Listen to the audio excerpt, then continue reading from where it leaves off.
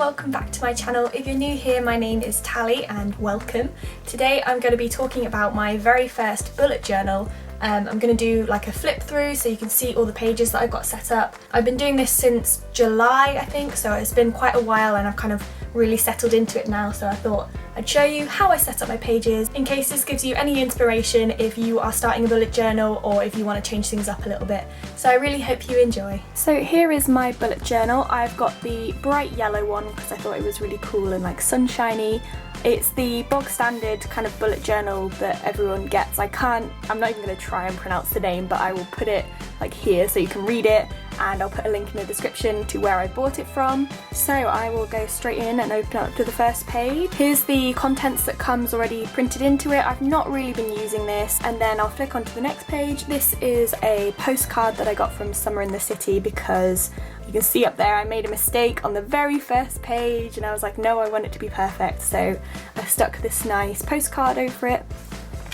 Then on the next page I've just done like a doodle, again because I kind of made a mistake on that page and I wanted to start afresh on this side of the book. So this is my first proper page of my bullet journal, and I started using an ink pen because I thought it was nicer to write with than everything, and it kind of makes your writing a bit prettier.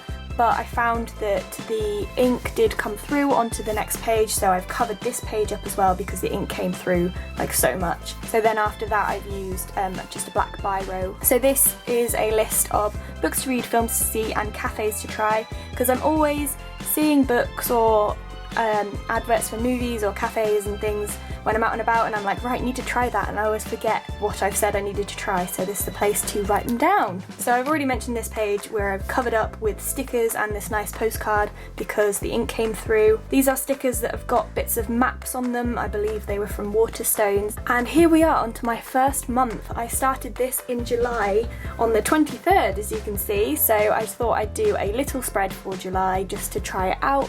As you can see, I was playing around with different handwritings, which was good fun, and then I've just got a to-do list and what books I read, as well as my like kind of monthly calendar thing.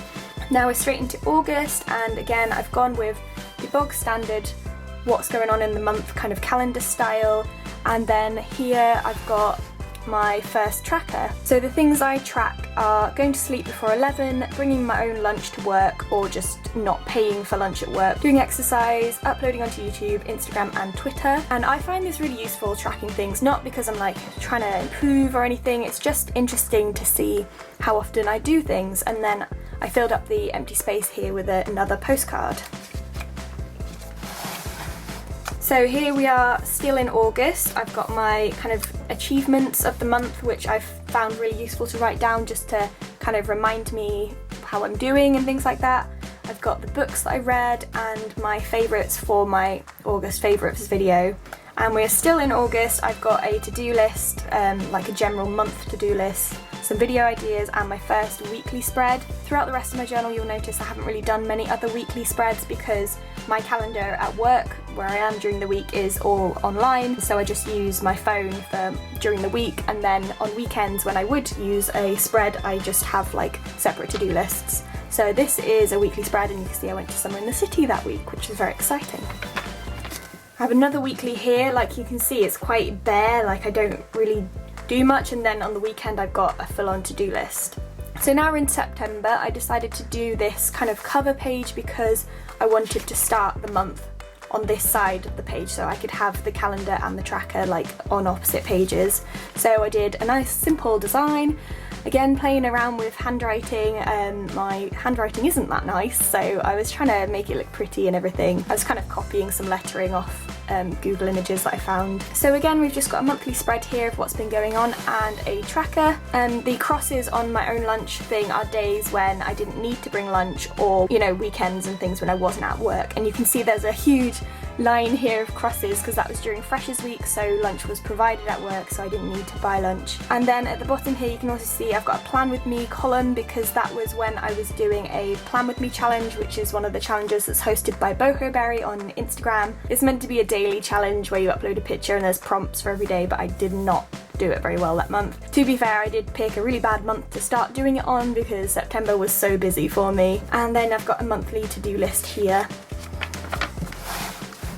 And here we have another weekly spread, and I wrote the dates wrong for each day, which is why there are star stickers there, because I just wrote the wrong dates. And as you can see, again, it's quite empty.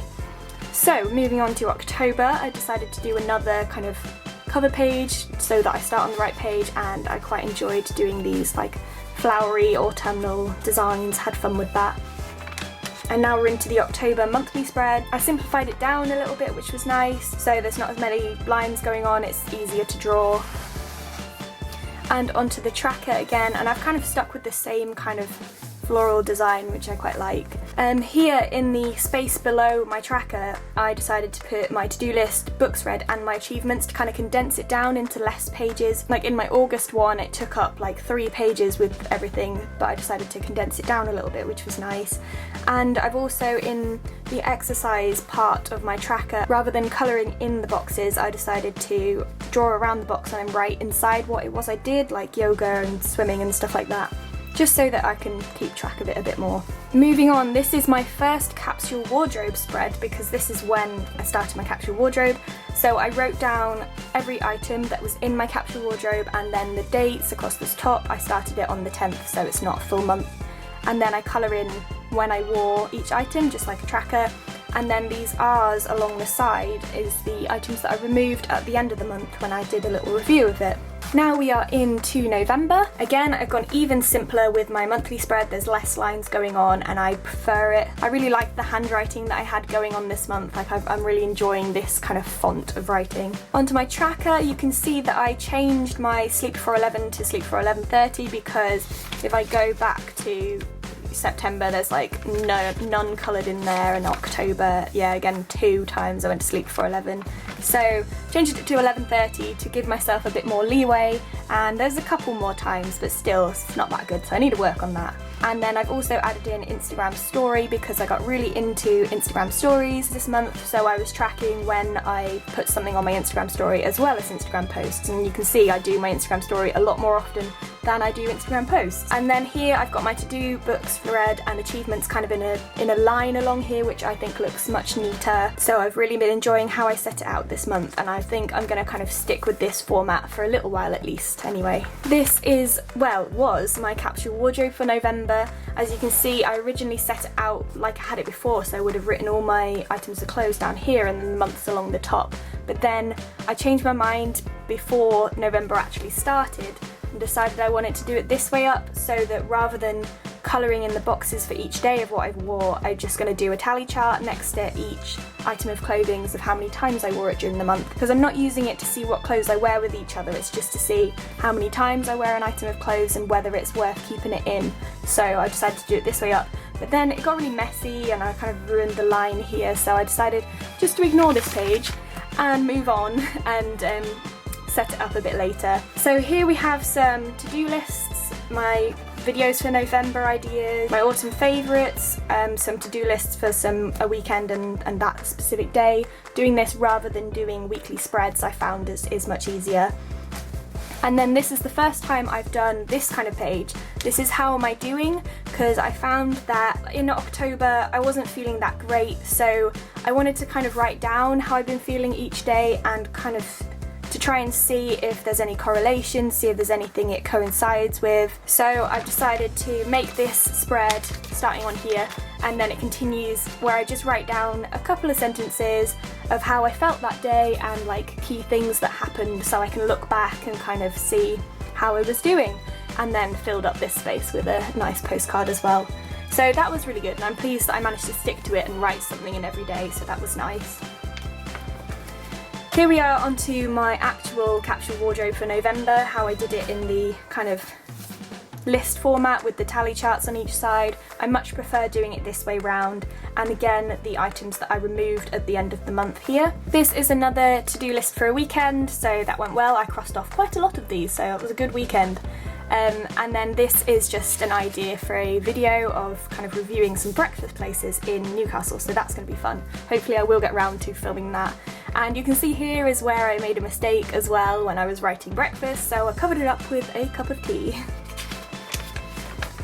And here we are finally in December. I've gone for the same format for my monthly spread.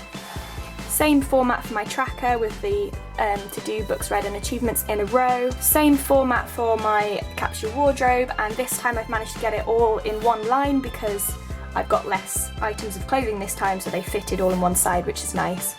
And then how am I doing again? I missed the first day, which is kind of annoying, but I'm still going through it the same way.